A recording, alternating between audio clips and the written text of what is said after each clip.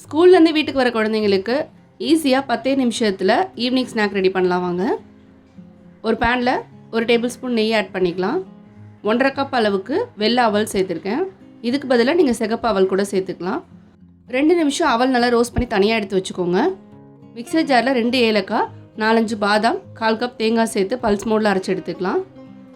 இப்போது ரோஸ்ட் பண்ணி எடுத்துருக்க அவளையும் நல்லா சேர்த்து இதையும் பல்ஸ் மோடில் இந்த மாதிரி அரைச்சி எடுத்துக்கோங்க. ரொம்ப நைஸாக வேண்டாம். இப்போ ஒரு பேனில் 1/2 கப் அளவுக்கு நாட்டு சர்க்கரை சேர்த்து கொஞ்சமாக தண்ணி சேர்த்து சர்க்கரை நல்லா கரைஞ்சதும் நம்ம அரைச்ச அவல் தேங்காய் பவுடரை உள்ளே சேர்த்து மீடியம் ஃப்ளேமில் வச்சு நல்லா மிக்ஸ் பண்ணிகிட்டே இருங்க. அவல் நல்லா மிக்ஸ் ஆகி கெட்டியானதும் ஸ்டவ் ஆஃப் பண்ணிவிட்டு ஒரு 5 மினிட்ஸ் மூடி போட்டு அப்படியே வச்சுக்கலாம். இந்த சூட்லேயே அவல் நல்லா வெந்துடும். இப்போ மிதமான சூடு வந்ததும் இந்த மாதிரி சின்ன சின்ன பால்ஸாக உருட்டி மேலே உங்களுக்கு பிடிச்சமான நட்ஸை வச்சு நல்லா சர்வ் பண்ணிங்கன்னா ஒரு சூப்பரான ஹெல்த்தி ஈவினிங் ஸ்நாக் ரெடி.